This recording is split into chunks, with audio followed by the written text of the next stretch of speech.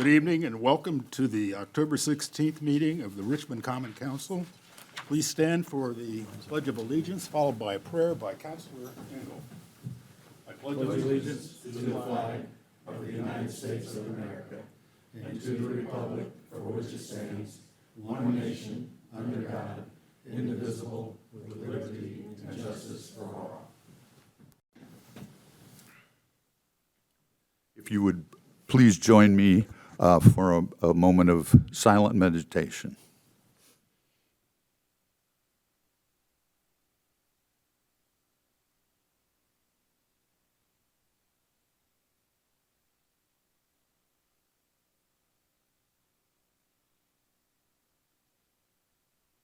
Thank you. Madam Clerk, please call the roll. Doug Goss. Here. Lucinda Wright. Present. Bill Engel. Here. Jeff Kappa. Jeff Locke. Here. Gary Turner. Here. Jane Bumbelow. Here. Ron Oler. Here. And Larry Parker. Here. 8 are present. Councilor Capper has an excused absence tonight. He's on his way back from California, having spent the week with, I think, a new baby. Yay. Yay.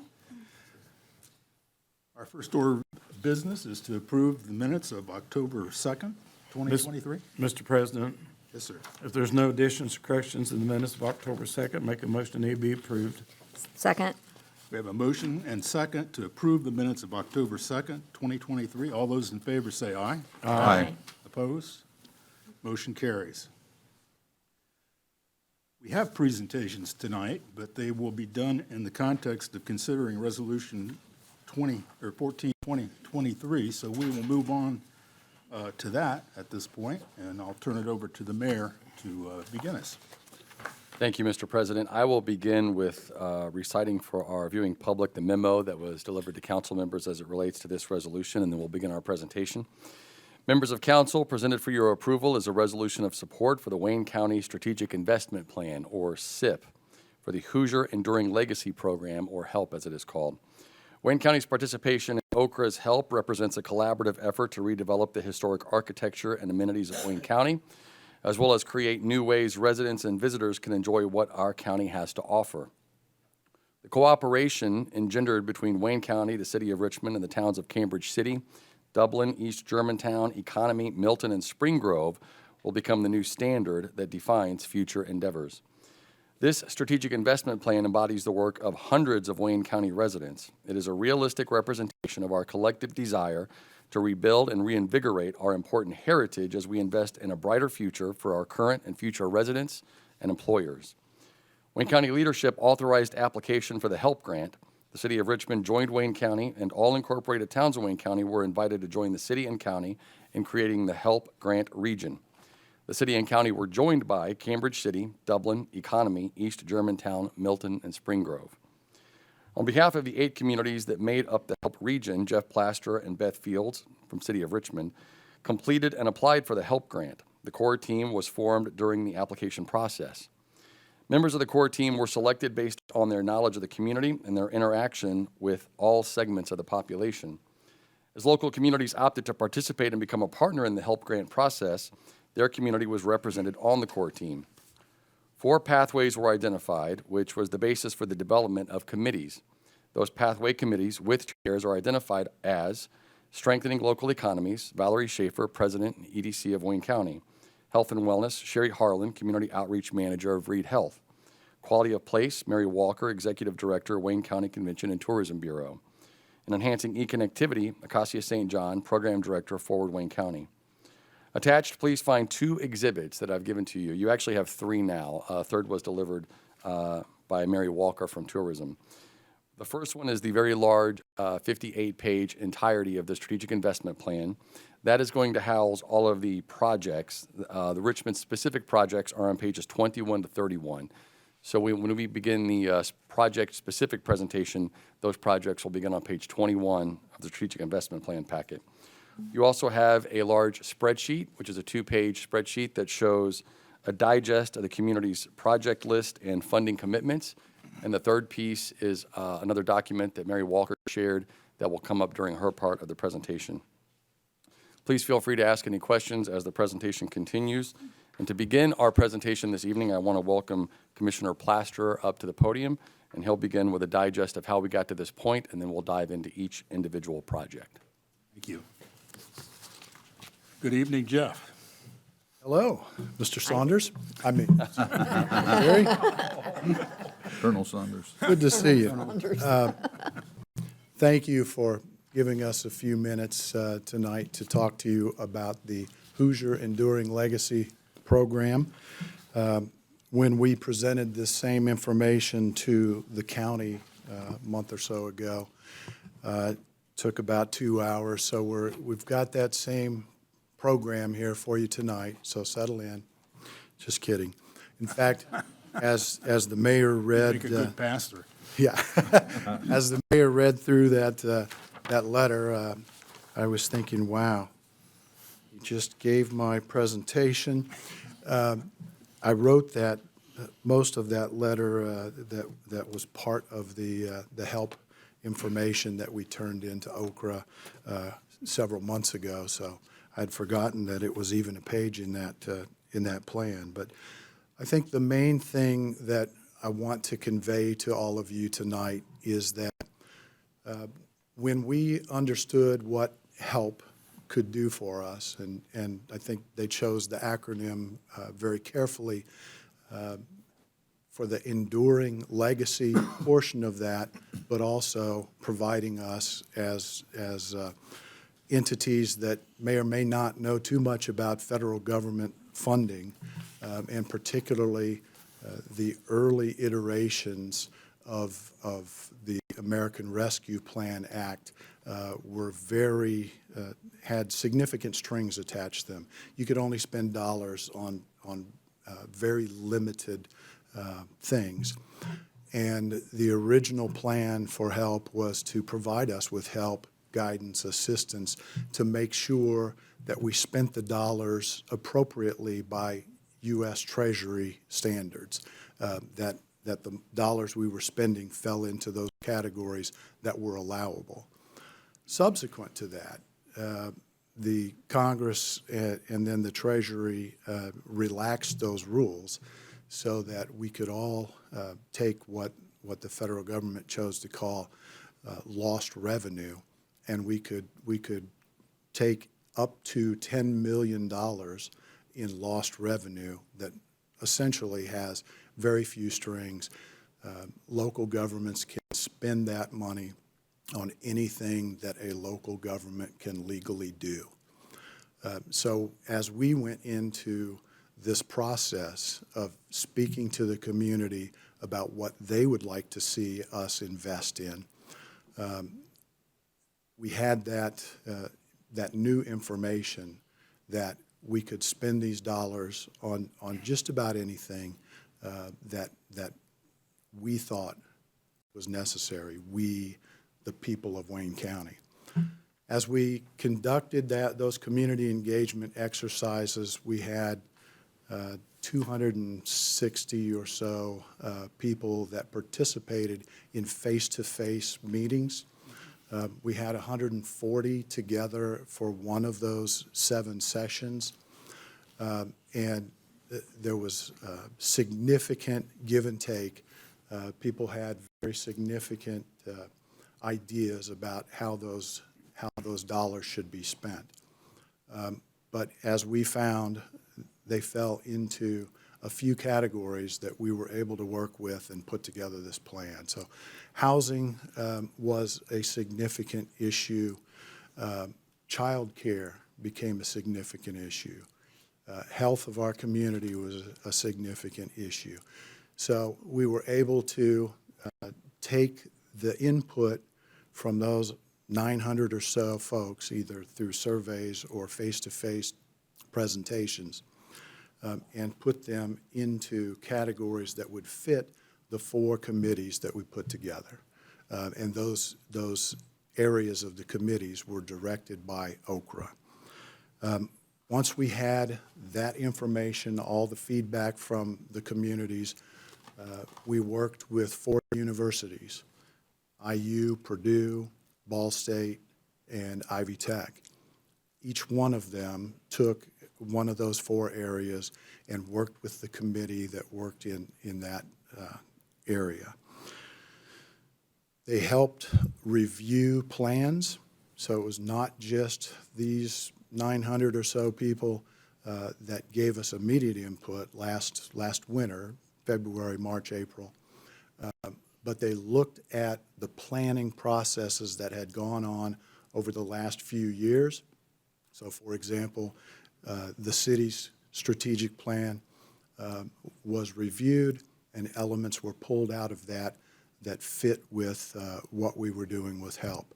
The EDC's strategic plan was reviewed for that same reason. The Richmond Parks Department strategic plan. All of that information was folded in, including things like the housing studies that we have conducted over the last 3 or 4 years. Some of the small towns had just completed comprehensive planning processes. So all of that was put into this information that we were gathering. It went to the 4 committees. You've heard who the committee chairs were. They assembled folks that were experts in those areas, but they also included people that represented each of the communities that participated with us.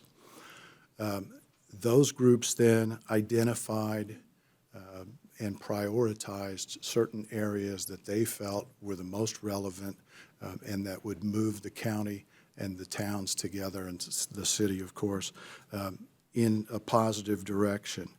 So the committees took that information and refined it. They then handed off that information to the core team. The core team was comprised of folks who have responsibility in their jobs over the entire county. So Mary Walker from Tourism, Valerie Schaefer from the EDC, Sherry Harlan from Reed Health, Dave Jetmore, who is the Wayne County Health Officer. We have about 8 or 10 people like that on the core team, and then representatives from each of the 8 local governments that are participating. So it's a very good group that we're working with. The universities also worked with the core team. The core team's task was to take those prioritized areas of concentration and refine that concept, that kind of general concept, for example, let's say childcare, and turn that into a project that could be quantified. How much do we need to spend to create more additional seats for infants and toddlers is the area that the child care program in the plan references. So we were able to quantify that. $300,000 was the number we came up with. Each of the projects that you see listed had to have a number associated with it, because one of the requirements was for each of the communities who are participating to commit 30% of their American Rescue Plan dollars as a minimum to implementation of the strategic investment plan. And on your spreadsheet, over by the side of the name of the entity, so Wayne County's 30% commitment is $3.83 million out of a total that we received for Wayne County of $12.78 million. We actually committed almost twice that, but the minimum was 30%. So each of us have committed 30% for the city of Richmond. 100% of the ARPA funds is $7.979 million, and so the 30% is $2,393,776, which needs to be committed to implementation of the strategic investment plan. As we talked to the communities, we made it very clear that that 30% minimum commitment was certainly intended for each community to spend that within their own boundaries, that there would be no need for the communities, the towns, and the city to spend that money outside of their boundaries, but that it was very likely, as we looked at the projects and what's important to people of Wayne County, obviously, all of those communities are within Wayne County, and so all of those projects are within Wayne County, and Wayne County has dedicated funding to those projects that are within the towns and the city. And you'll see that as we get into the detail of each of those projects. So this has been a 2-year process. There have literally been hundreds of people working on this for 2 years. I want to give a shout out to Beth Fields, who is not able to be with us tonight, but was very instrumental in helping to write the application almost exactly 2 years ago. We were able to start the process. We were selected by Okra. That meant that in addition to our ARPA dollars, there was an additional $1 million of community development block grant money that came to our region to be allocated across the projects that are in the SIP. Initially, we spread that out over 4 communities. When we discovered that a couple of those, including Richmond, was deemed by Okra not to be eligible to utilize those dollars, we took all the money that the county had allocated and we shifted things around. We didn't change in any significant way how much money was dedicated to each project, but we moved it around so that each of those projects that we are recommending for funding had essentially the same amount of money. It just came from different sources. So you'll see that in the Gorge project, which was the city's project that we initially recommended for some of the CDBG funding. That was deemed to be ineligible because the city already has some funding from another federal source, and Okra said you can't have 2 open grants at the same time from the federal government. So we simply moved that money to projects in Dublin and Cambridge City, and we took county dollars, for the most part, that had been allocated to those projects and moved those to the Gorge project to make sure that all of those projects that were deemed by the committee to be important were still fully funded. So with that, I think it's time to get into those individual projects, and I think we can direct your attention to the screens, or you've got the same information in front of you if you'd rather look at your copy of the strategic investment plan. So, Mr. Mayor, I'll turn it back over to you as the MC here, and we'll take it from there. Thank you, Commissioner Plaster. I also want to commend Commissioner Plaster, Valerie Schaefer and her team. City Beth Fields, as he's telling you, played a big role in this, as did County Beth Fields in preparing the strategic investment plan in front of you. So this has been a very collaborative effort. We're going to start, we have a pretty lengthy presentation or project for you. We're going to start on page 21, and I'll begin on that one with the Main Street Revitalization Program. I'll give you a brief synopsis of what you see there on your page. Wayne County will establish a portfolio of Main Street revitalization programs that will help support economic development and community revitalization efforts in our Wayne County Main Street communities. The programs offer a variety of building improvement activities, including mixed-use, facade, construction, electrical, and plumbing for building restorations identified in Forward Wayne County's Main Street Structural Feasibility Study. This study assessed 60 Main Street buildings countywide.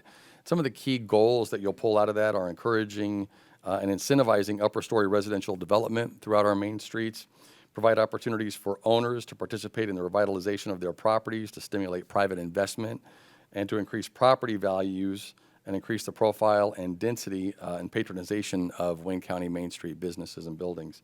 You'll see down there an investment listing, $1 million coming from city, $1 million from county, and there will be a match component to this piece.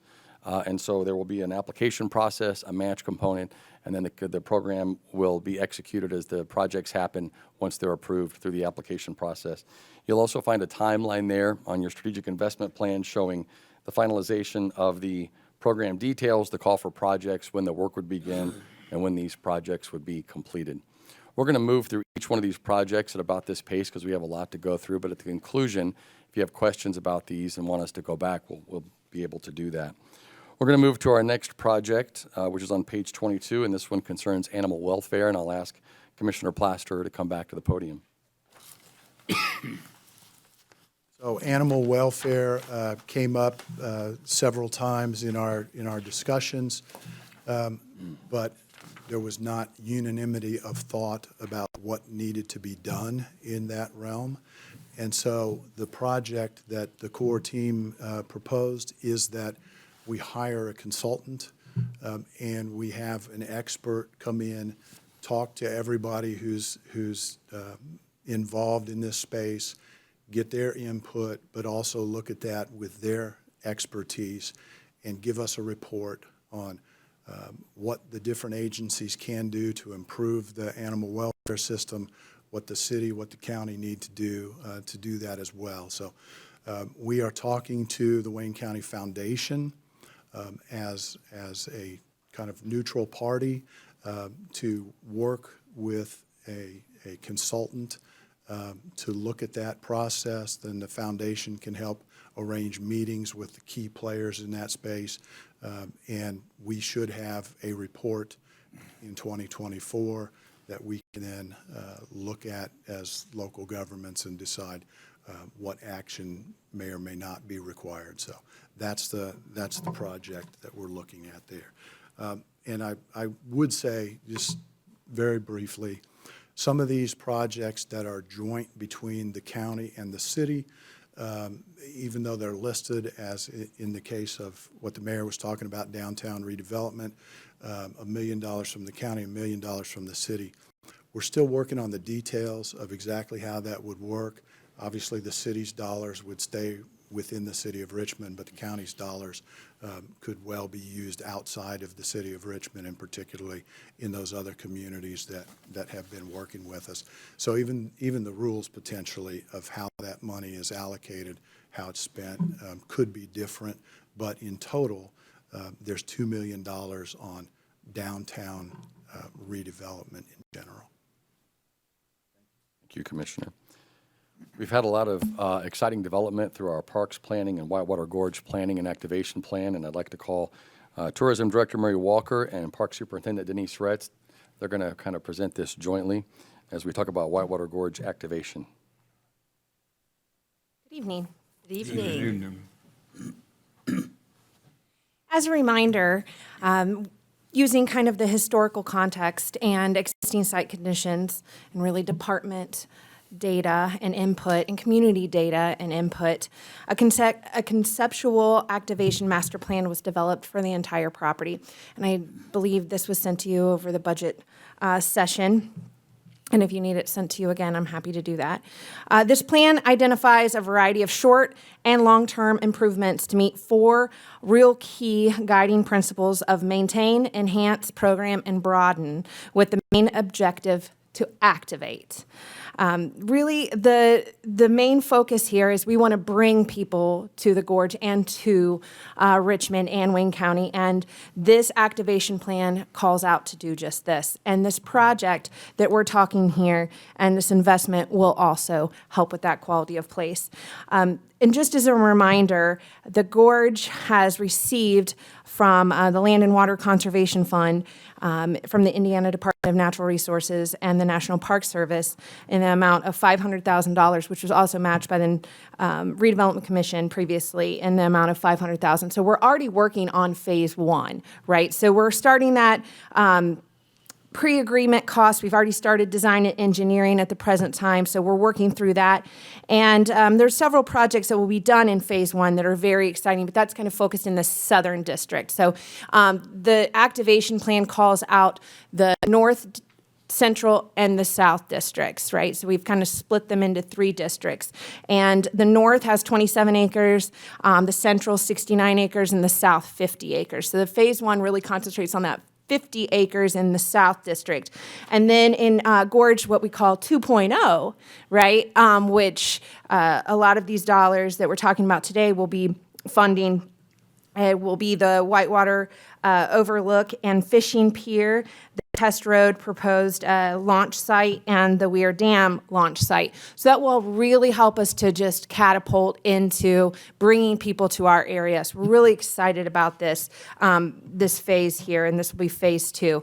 And then if there's funding left from this investment, we'll be able to really push towards phase 3, which is Gorge 3.0, and that'll get us into the zipline phase. So these are things that we're really working to leverage these dollars and make them even bigger and stronger than they currently are. And so there's a lot of momentum here with this plan, a lot of exciting. When we talk about legacy, the Gorge has legacy, and it has so much potential.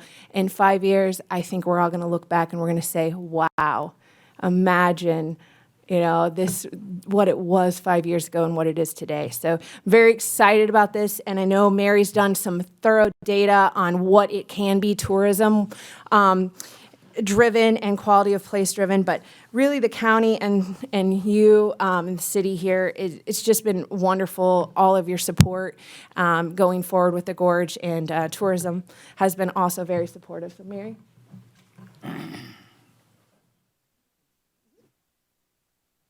Good evening. Good evening. The Whitewater Gorge Phase 2 activation project directly aligns with the Whitewater Gorge Phase 3 activation project that, when completed, would fully utilize the rich adventure-type resources amazingly right in our own backyard, greatly strengthening our efforts to attract additional tourism and its much-needed economic impact to Richmond businesses, while also creating the types of amenities required to attract and retain young talent now. The paradigm we've known for so long has shifted. People can now work anywhere and choose where they want to live and raise a family. Areas who are able to offer a wide range of amenities that directly coincide with what people are seeking and work to create a sense of place and belonging will win the population game. The Bureau utilizes an AI program called Placer AI. This program utilizes cell phone data and its collection to assist the Bureau in understanding our own visitation numbers and patterns, as well as our competition's visitation origins, numbers, demographics, future target markets, and more. So for this project, I did a little bit of an intel using our Placer AI, and that's the information that I've given that Dave, appreciate you distributing that to you this evening.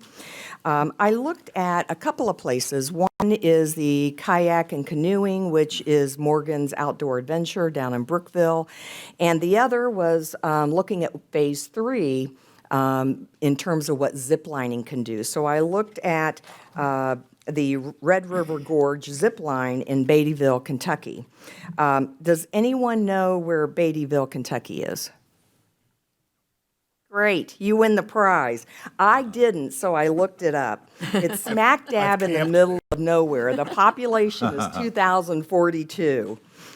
And so it was really interesting because I tried to look at sites that were comparable, and when I did that, I'm thinking, wow, these are small places, but they're generating thousands of visitors. And so that sheet that I gave you, you can look that over and see where the Morgan Outdoor Adventures in Brookville on a 12-month visitation is 24,800 people. Red River Gorge zipline is 32,050.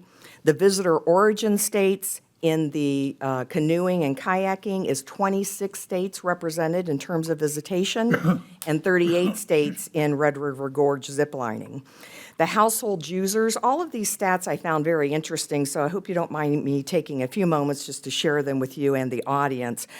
The household users, 41.3% non-family households, 58.7% family households in the kayaking and canoeing, and 60% non-family, with 40% representing households of 2.78. So we're looking at more than one person. We're looking at families on an average of 2 to 3 people per family.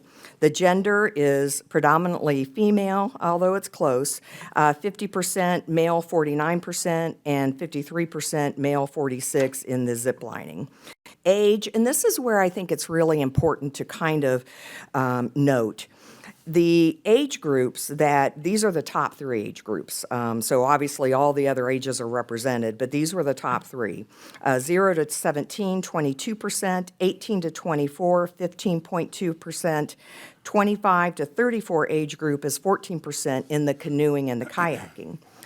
Conversely, in the zip lining, very similar age groups. They're all right in there, only a different levels. 18 to 24 was 43.6%, 25 to 34 age group 13.5%, and 0 to 17, 12.1%. The population by category, and I gave all of you, I had to re-look at what the different Gen Alpha, Gen Zs, Millennials, and Gen X represented, so they're on your left. But when we look at these and we look at the Gen Alpha, Gen Zs, that's 22%, Millennials 29.2%, and Gen X 24.1%. So all of those are in an age group that we are looking to attract in terms of talent and to retain in terms of talent. Household income, I thought, was also very interesting. You can see the top income levels are commensurate in either Phase 2, Phase 3. Looking at $75,000 to $100,000 is 12.3% of the visitation, $60,000 to $75,000 is 9.9%, $100,000 to $150,000 is 8.5%, and the ziplining income levels are commensurate with those. Education attainment, these are all things that we talk about when we talk about attracting and retention of talent. Under the zip lining, the highest was the college associate's degree at 28.9. High school was 23.1. Bachelor's degree coming in close at 22.5%. And rounding it out was advanced degree coming in at 17.3. I know this is a little scary because this is all established via cell phone data. So it's really quite interesting. But the purpose for sharing these fact-based stats with you tonight is to show unequivocally the enormous short and long-term potential the Whitewater Gorge Activation Project, Phase 2, and when ready, Phase 3, could create for Richmond, both in our ability to generate additional tourism visitation dollars and its much-needed economic impact for all businesses, and through these quantifiable measurements in terms of its comparable user demographics, age, education, attainment, average income, this fact-based data fully embodies the generational market segments that Valerie and her team are working so hard to attract. This project will serve as a catalyst for continued visitation growth and further enhance our tremendous potential to attract and retain young talent for Richmond and Wayne County. The Tourism Bureau wholeheartedly believes in this project and its future capacity to generate massive long-term benefits. So much so, the Bureau is supporting this project in the amount of $50,000, which is really huge for us. We strongly believe many of these projects listed before you in the Wayne County SIP plan serve as a multi-pronged, multifaceted approach to Richmond's quest for future population growth. As we all know, these ARPA dollars are once-in-a-lifetime dollars, and we ask for your consideration and support to utilize these dollars for these once-in-a-lifetime projects. Thanks. Thank you. Thank you, Mary. Next on page 24, you will find the Wayne County Family Resource Center. I was involved with some other key stakeholders when we were contacted by Firefly, which was formerly the Children's Bureau from the state of Indiana, as they sought to open a family resource center here in Richmond. The Wayne County Family Resource Center is being created through that partnership and a large collaboration with Wayne County agencies So what is a Family Resource Center? It's a one-stop shop and a safe place for families to go to receive concrete supports, social connections, connection to resources, and other needed services. And a family-friendly resource center will use the protective factors to strengthen families, develop goals, and keep kids and families safe. When we first started helping Firefly find the right location, we visited some of their other locations in Indiana and found they really provide a robust array of services and had some really good connections in the community. You'll find down on the timeline that this talks about assisting Firefly in finding a location. The good news is that has happened. Firefly has found a location in North Richmond, right between Townsend Center and Mount Olive Baptist Church. And so now they have the next several phases of their development so they can begin serving the community. They have had a soft grand opening and had a lot of really good response. And so what you'll find there is the budget and some of the timeline initiatives there, including them purchasing a van so they can be mobile with the services they provide. So we were really impressed when we saw the way they connect with communities and provide an array of services on a per-need basis so that the things the community needs, the Family Resource Center has on hand.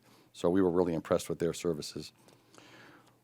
We'll move to your next project, which is on page 27. Get to that page, and that is mitigating neighborhood blight. Elimination of blight was a reoccurring comment received during our in-person community engagement meetings, as well as a repeated suggestion via the online survey results. Neighborhood blight and the presence of vacant and abandoned properties have negative impacts on affected communities. Blighted properties can decrease surrounding property values, erode the health of our local housing markets, pose safety hazard, and reduce local tax revenue. These funds will be used to increase the capacity of the Unsafe Building Commission to address vacant and abandoned properties. This is something that you hear during our budget process when we allocate dollars to the Unsafe Building Commission so code enforcement can bring more of these forward for either significant repair or demolition. So I think this is something you guys already have a pretty solid grasp of, and we would have the funding exhausted on or before the end of 2026 through this program. Next up, I would like to welcome Police Chief Britt to the podium to speak about public safety.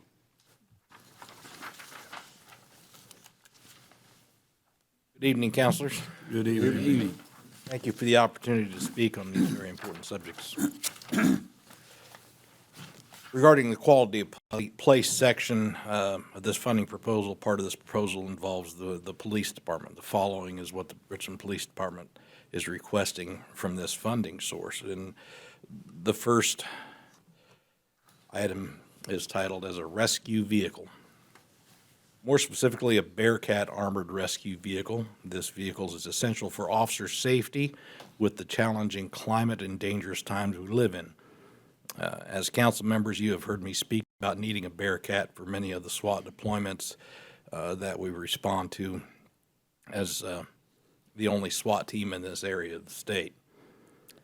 This vehicle is needed for safe, armored approach to dangerous situations, as well as for cover concealment, extraction of citizens or officers, natural disasters, or extreme weather incidents.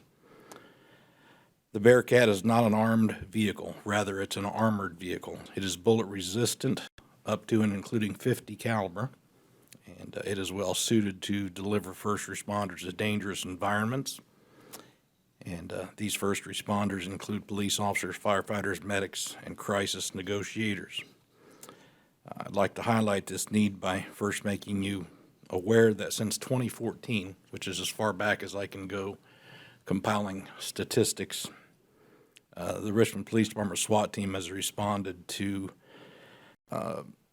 calls about 99 times, and that's not including this year. That was just up to the end of 2022. I was kind of floored by that when I totaled it up because I knew we have a busy team and they do an excellent job. Most of these call-outs involve the presence of firearms at the location they are sent, and the SWAT team has been fired upon twice in the last year, which leaves officers scrambling for cover and concealment anywhere they can find safety. Without an armored vehicle, these officers have to look for ambient cover sources such as trees, other structures or buildings. Thankfully, we have not had any team members injured in these incidents. one of the advantages of an armored vehicle is that in the face of opposing gunfire or any other threat, the team members have a source of absolute cover and safety. In the event an officer or citizen is wounded in a dangerous incident, the Bearcat is an excellent source of extraction as well. The most recent need for an armored vehicle occurred earlier this year at the scene of a neighborhood dispute in which a resident shot his neighbor after a long-standing dispute. With the suspect still unsecured and barricaded in his home, the officers involved had to use their police cars for cover in order to get the wounded neighbor from the scene to EMS staff. After that extraction, a standoff ensued in which officers were fired upon numerous times with little to no cover available. Very dangerous situation indeed. After attempting to establish contact with the suspect to negotiate a peaceful resolution, our efforts to communicate failed, which led the team to deploy numerous less than lethal means of ending the incident, such as pepper spray, tear gas, those types of things. Those were only answered with gunfire from the suspect. It became apparent that an armored approach was needed. Our only source of an armored vehicle was the Indiana State Police, who responded to this incident with their team, as well as 2 Bearcat vehicles. While we were and are appreciative of their response, the Bearcats respond from Indianapolis with the activation of their SWAT personnel and deployment of their Bearcats. Their response time was about 2.5 hours. That was still much appreciated, but it was a long time standing there waiting on resolution. During the next few hours, there were 30 to 50 rounds fired at officers, which resulted in return gunfire that wounded the suspect. The gunfire was returned after the suspect fired a .30-06 hunting rifle into the driver's windshield of the State Police Bearcat, with the windshield stopping the bullet. Another pretty recent example would be armored vehicles that were needed in response to a person firing upon officers in Lynn, Indiana just a few years ago. Numerous officers were pinned down by gunfire for a couple of hours before an armored Bearcat arrived and allowed the pinned down officers to be rescued, and the situation was ultimately resolved with only minor injuries to officers. I would like to note that our SWAT team was the first on the scene, but were unable to rescue the pinned officers due to the lack of armor. The need for armor has been increasing over the last several years as these situations grow more and more dangerous. The main contributing factors of this escalation is the expanding problem of mental health, escalating violence and crimes committed in permitless carry of firearms, which makes firearms prevalent in most of the events that we deal with. The availability of a Bearcat will serve the City of Richmond's citizens as well as all residents of Wayne County and surrounding counties when the need arises. Those needs are not restricted to tactical issues.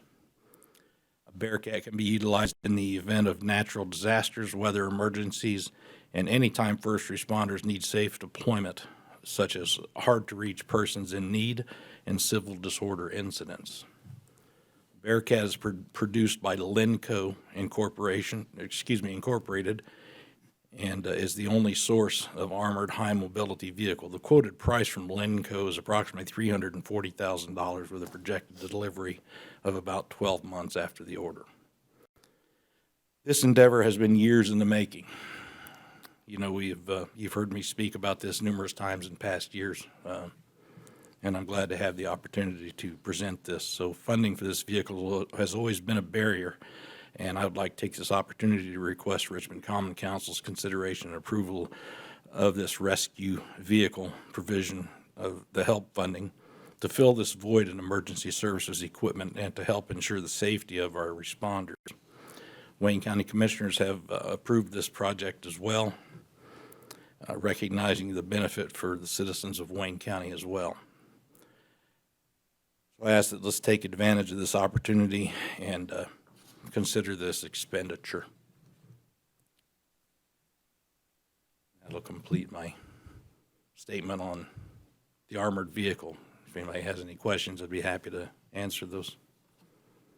I think we'll hold questions to the very end, Mike, so. All right, the second project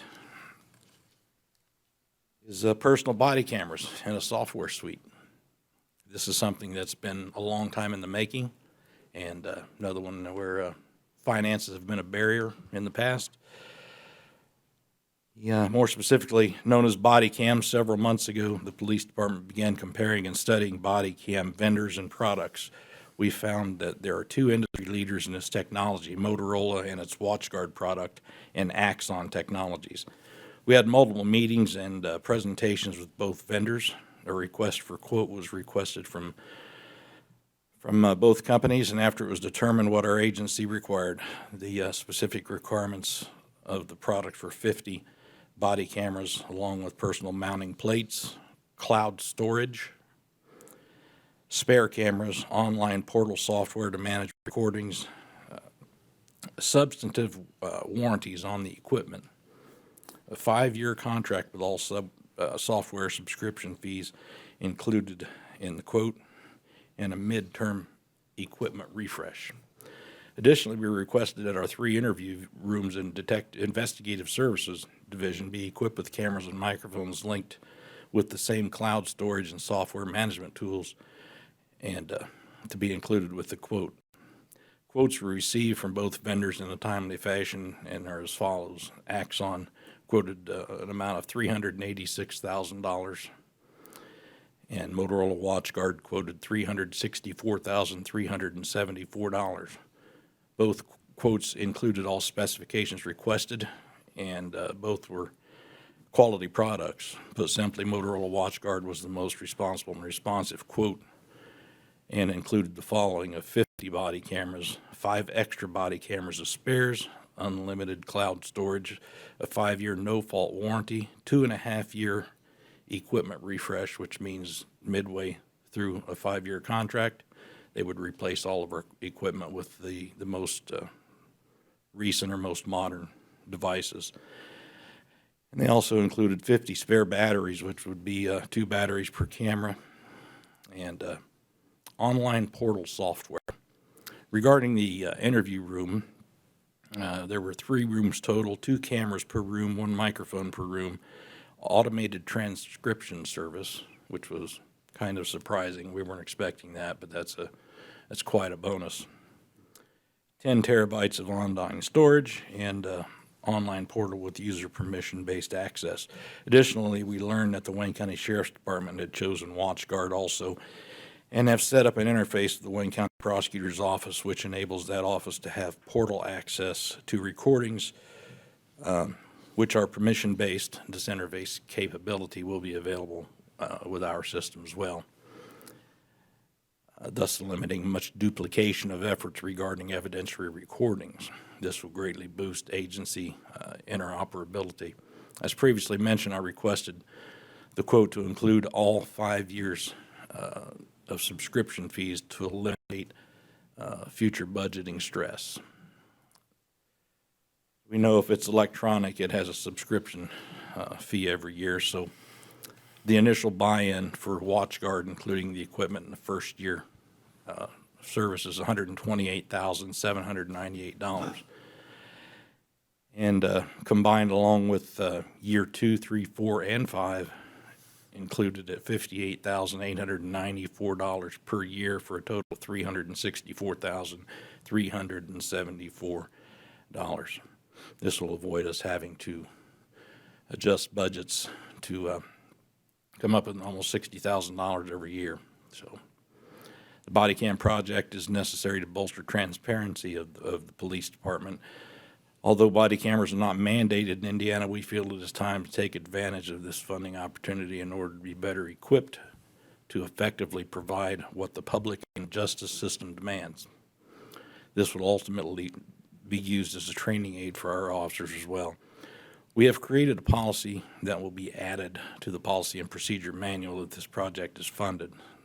The policy is recommended by our policy partners at Lexipol, based on standard policies as well as the International Association of Chiefs of Police database best practices. This body cam project is another long-term goal of the police department, which has been studied for several years and challenging to fund. I would like to take this opportunity to request that Common Council consider the approval to fund this project by using HELP funding earmarked for public safety expenditures and take advantage of this opportunity. That's all I have. Thank you. Thank you, Chief. Thank you. Thank you, Chief. I will now ask Denise Retz to return to the podium as we discuss your next project, which is on page 29, and that is E.G. Hill Rose Garden renovation.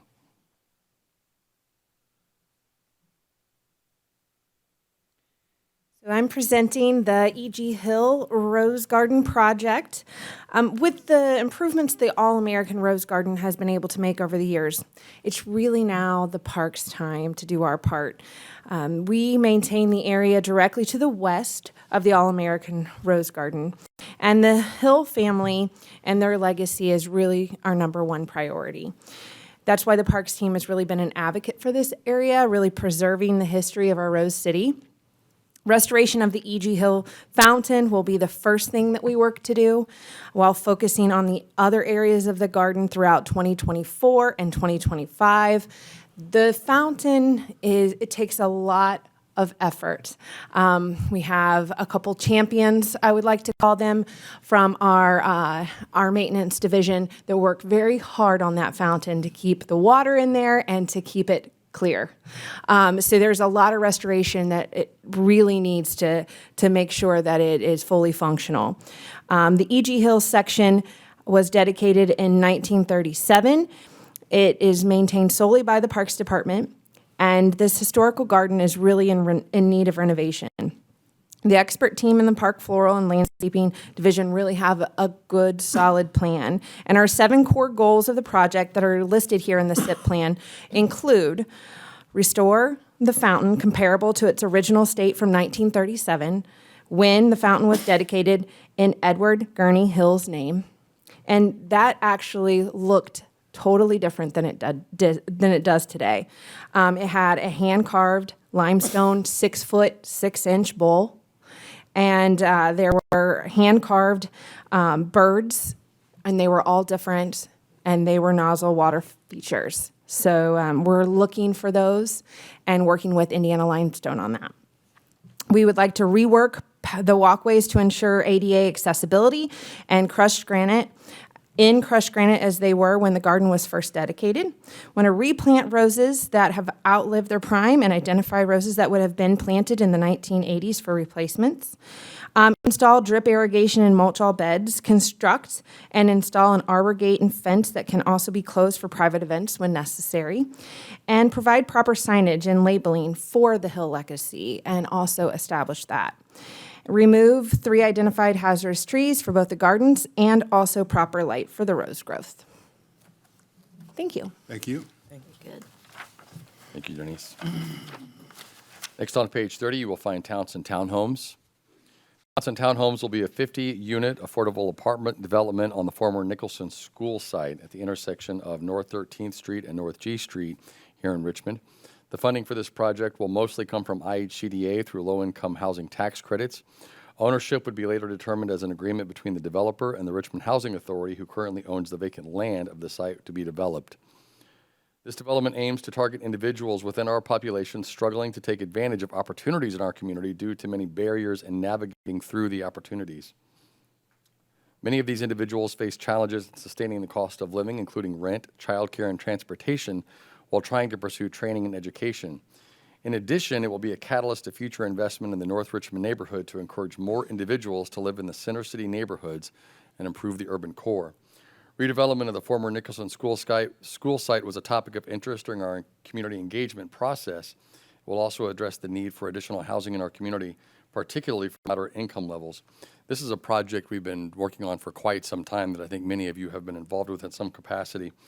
Probably the most exciting part of this one to note, because I know that Housing Authority has already begun interviewing potential developers for this, and I think Chairman Turner has sat in on some of those presentations, as have I.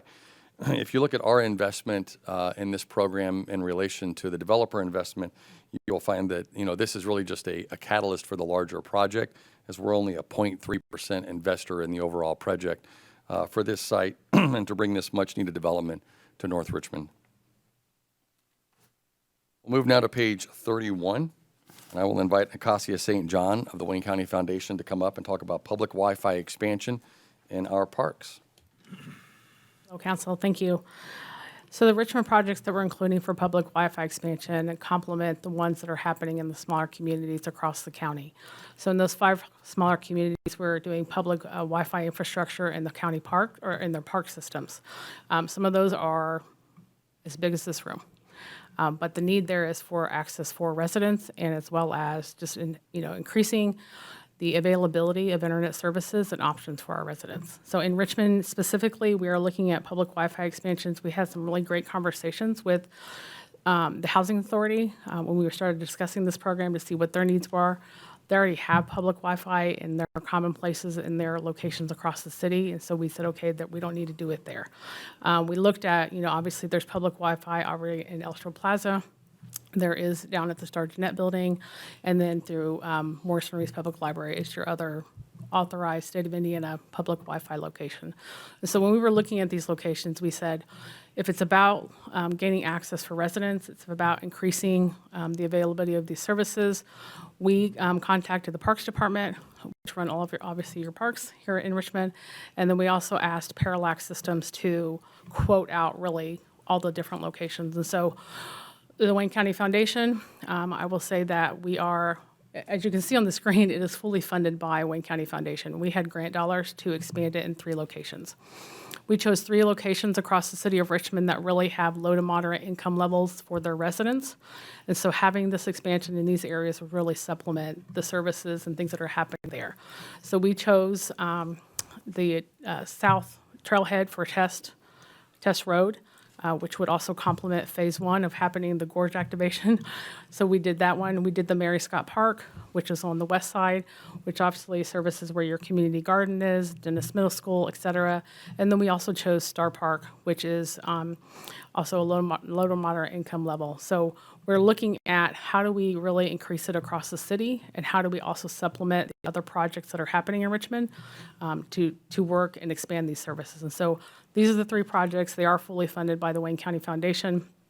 The county is supplementing across the other 5 communities, and so we're proud to say we're going from, 6 to 7 locations across in the county to now we're looking at adding an additional 7 locations. And so we feel like that's a really good. I also convened the Wayne County Broadband Task Force, and so we've been working in broadband for a couple years now. And so this really helps work on that piece of the puzzle, as well as how do we continue to provide access to our residents across the county, and at the same time, how do we make the availability of broadband better for Wayne County in general. So thank you. Thank you. Thank you. Thank you, Acacia. I'd now like to invite EDC President Valerie Schaefer to the podium, and she's going to speak about the overall economic impact of the strategic investment plan and what it means to Wayne County. Good evening, everyone. Good to see you. Good evening. As you can see from the chart on your screen here, Richmond's investment of $2.39 million is actually leveraging a total investment in these projects of $21.2 million into the Richmond community. These investments will impact a diverse number of areas of the community, such as supporting the livelihood of our downtown building owners and entrepreneurs, enabling quality of place initiatives through the activation of the gorge and beautifying the Richmond Rose Garden, supporting local families through the new Family Resource Center, investigating the needs of our animal welfare, which was definitely demonstrated in our public meetings, the need for that, enhancing public safety, which you heard from Chief Britt, and addressing the needs of our neighborhoods through both the removal of blight, but also the new development in a North Richmond neighborhood. The economic impact of these projects is a little hard to nail down because most of them are not creating permanent primary jobs within the community. However, many of these projects will create temporary construction jobs, So they will have an indirect economic impact, and then the induced impact through the services that will be needed in and around the areas of the community these investments will take place will have a ripple effect throughout all of Richmond. The coordination of the development of the strategic plan is really one that I'm very proud of, and I know all of the partners that worked on this plan is very proud as well, because we demonstrated that multiple community leaders, 8 governmental jurisdictions could really collaborate in a meaningful way through the engagement of our residents and us discerning the most impactful projects that were actually attainable to accomplish throughout this development plan. So these investments, I truly believe, will have a very long-lasting impact all throughout Wayne County, and I thank you for your consideration of the plan today. Thank you. Thank you. Thank you. Thank you, Valerie. As we conclude our presentation, I think it's important to note that we will very soon be progressing through several public meetings to discuss the funding mechanisms for our large downtown investment for our livability feature that we've been speaking about. The 150 market rate units and will come as an investment of $38 million into our downtown. This will be a landmark investment that will create an economic engine for our urban core, and the projects that you're hearing today all sort of work in concert to support the quality of life that brings that type of investment and more behind it. So I just think that's an important anchor to this entire presentation as we wrap this up and turn this over to you, Council, for your consideration and hopeful approval. Support of this resolution to join the towns around Indiana that have also given their support so that we can continue to move forward with this strategic investment plan. Of course, this team is here to answer your questions, and we'll do our best to do that if you have any. Thank you, Mr. President. Thank you. Mr. President, Lucinda. a correction on Family Resource Center. It's actually between First Bank Richmond, Boys and Girls Club, and Mount Olive, not Townsend. It's actually 714, I believe it's 714 North 12th Street is where the Family Resource Center is.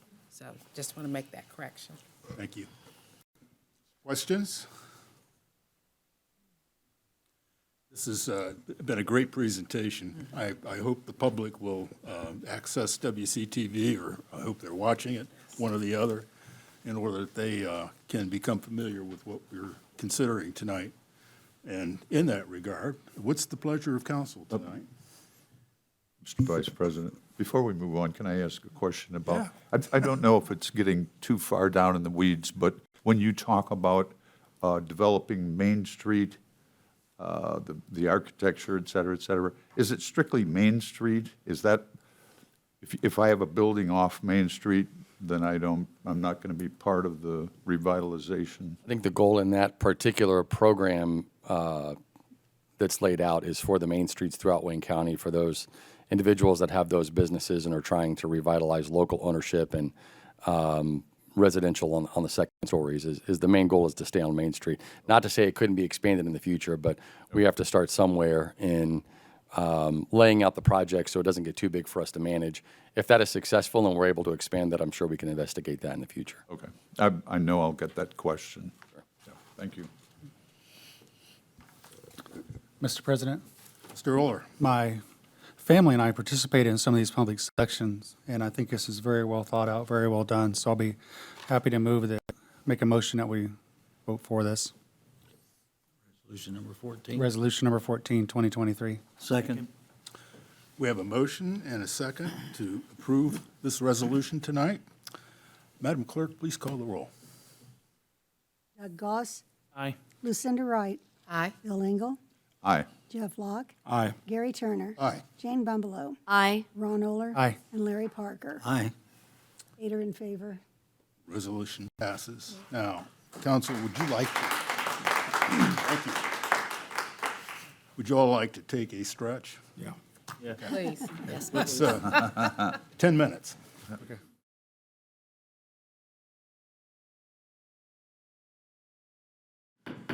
I'm calling our meeting back to order after a 10-minute break, and we're going to proceed with our agenda and communications from the mayor.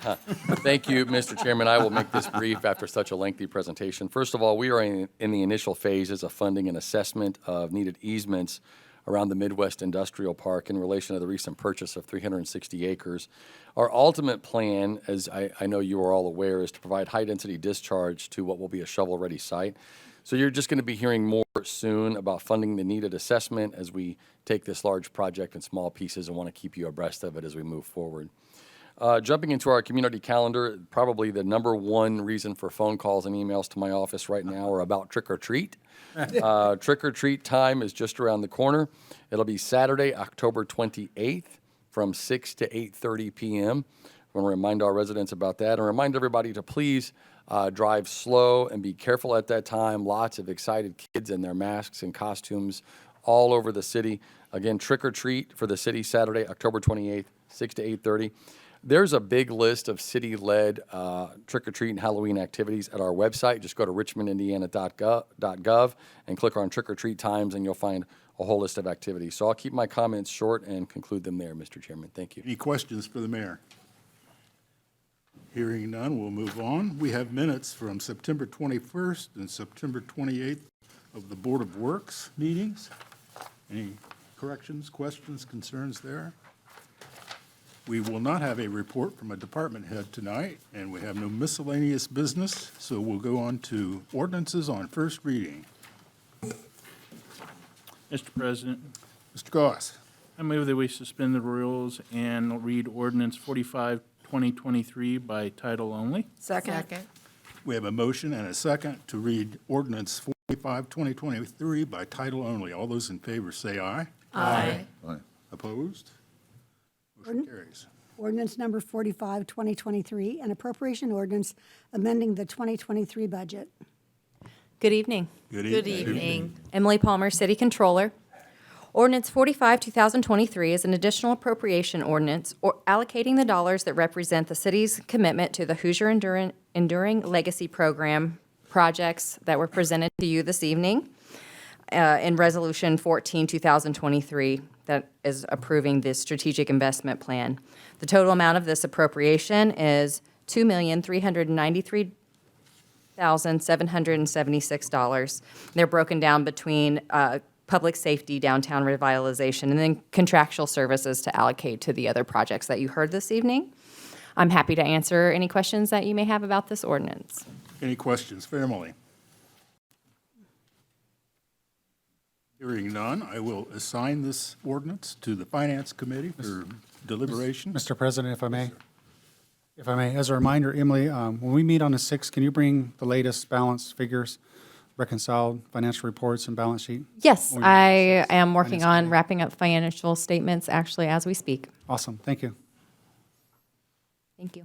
All right, that takes us to ordinances on second reading. Ordinance number 43, 2023, a special ordinance amending the zoning map for a certain parcel from outdoor commercial district to high-end density industrial district. Good evening, everyone. Good evening. Good evening. Dustin Purvis, Infrastructure and Development. Ordinance 43 is a zoning map amendment for a parcel located on the southeast corner of West Industries and North Salisbury Road. It's requesting a rezone of the property from outdoor commercial to high-intensity industrial, or I2. If the rezone is successful, the petitioner, Storage of America, intends to purchase the lot from Five Rivers Property to build approximately 72,500 square feet of self-storage facility on the property. Common Council previously referred the request to Richmond's Advisory Plan Commission for public hearing. Notices of the September 27th public hearing were sent to 11 adjacent property owners. One adjacent property owner responded to oppose the petition, expressing their concerns about increased commercial and industrial activity in close proximity to nearby residences. No one from the public spoke during the meeting's public hearing. Planning staff recommended approval of the ordinance, and Plan Commission voted 6-0 to recommend approval of the rezone to Richmond's Common Council.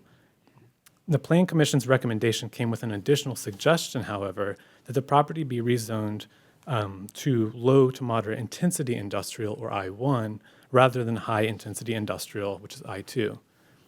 Rezoning the property to I1 rather than I2 would prevent some of the more intense I2 uses which include heavy manufacturing, recycling, processing, and incinerators from being permitted as a future use at the property, which is adjacent to legal nonconforming residential dwellings. The self-storage facility is a permitted use for both the I-1 and the I-2 zoning districts. The Vice President of Development for Storage of America, Tom Fitzpatrick, who is acting as the agent for the petition and is here this evening, stated for the record during the September 27th public hearing that he would have no issue if the property is ultimately rezoned to I-1. The property's adjoining zoning districts of outdoor commercial to the east and I-2 to the north, south, and west are considered appropriate adjacent zoning districts for both I-1 and I-2 per the UDO. The proposed industrial zoning district is compatible with Richmond's future land use map, which identifies the property to be developed as industrial moving forward. The proposed rezone embraces the comprehensive plan's objectives related to growing Richmond's built environment, which call for improving the city's, quote, collective ability to deliver attractive sites for development and redevelopment while focusing growth within strategic locations that align with the city's economic development strategies. The surrounding area along West Industries and North Salisbury roads are primarily industrial, with some agricultural, commercial, and residential properties, along with 2 IMPA solar parks nearby. Richmond's northwest corner is predominantly zoned I-2, which includes the industry-heavy Midwest Industrial Park, along with the adjacent industrial areas along Williamsburg Pike, Progress Drive, and Rich Road. Rezoning this property would permit the proposed self-storage facility, but also ensure that any additional potential future uses on the property will be the kind of industrial-related uses that continue to cluster in and around the Midwest Industrial Park. So just to kind of back up and recap, the petitioner is requesting to zone the property to I-2. Plan Commission has recommended rezoning it to I-1 instead, but the proposed self-storage facility would be permitted in either I-1 or the I-2 zoning district. And with that, I'd be happy to address any questions that you all may Any have. questions for Dustin at the moment? Mr. Yes, Who was that? Mr. President, Larry? both of us. You said from I-1, explain that to me one more time. That's, I-1 is also an industrial zoning district. Just some of the more intense uses, like I mentioned, incinerators and recycling processing plants are only permitted in I-2. So they're both industrial, but I-1 is a little bit less intense. I-1 is less than 10. That's right. Okay, Mr. Larry? thank you. That was my question as well. Thank you. Oh, all right. Yeah, Mr. President, Well, before we open the public hearing, would someone be inclined to make a motion to amend the ordinance? Mr. President, as council's appointee to the Advisory Plan Commission, I agree that we want to amend this ordinance to read I-1 instead of I-2. Second. Second. We have a motion and a second to amend the ordinance to read I-1 rather than I-2. All those in favor say aye. Aye. Motion carries. Now I'll open the public hearing. Anyone wishing to speak for this ordinance, please come forward. David Carpenter, 400 Richmond Avenue. I am in complete support of this ordinance. Thank you. Thank you. Any others in support of this ordinance?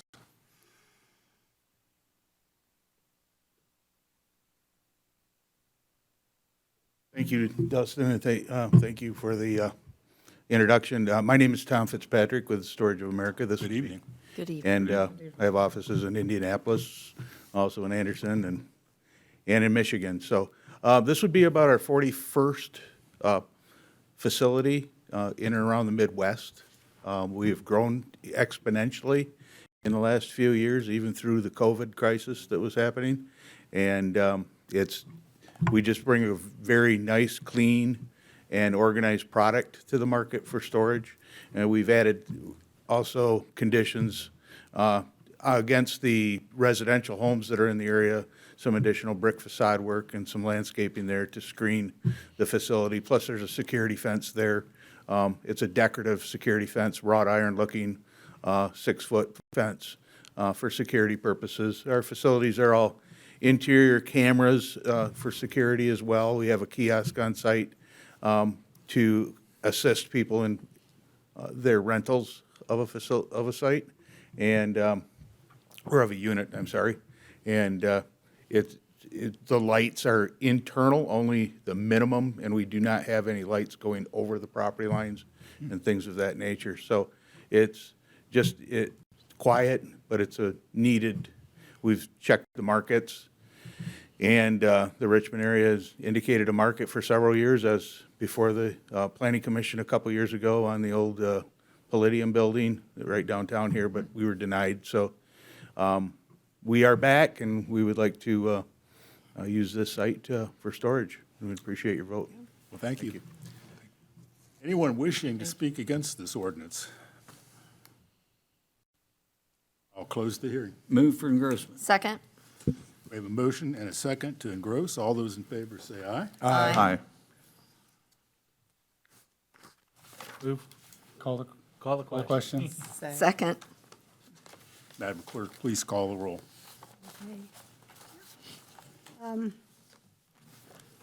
Doug Goss, Aye. Lucinda Wright, Aye. Bill Engel, Aye. Jeff Locke, Aye. Gary Turner. Aye. Jane Barbalo. Aye. Ron Oler. Aye. And Larry Parker. Aye. 8 are in favor. Thank you. That concludes our business for this evening, having, to my knowledge, no new business to take up. Can I have a motion to adjourn? Mr. Vice President, before we adjourn, I'd just would like to personally and publicly thank Bill Shake for his 47 years of service to this community and to the Richmond Police Department. His contribution to the city's public safety may never be matched, and I just wanted to salute him for all his efforts. Thank you. Very good. All those in favor of adjourning, say aye. Aye. Okay.